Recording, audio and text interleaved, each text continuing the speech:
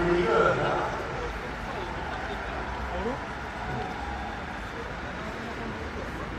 Thanks again to Mr. Vivian Pricer, who's conducting the audience tonight.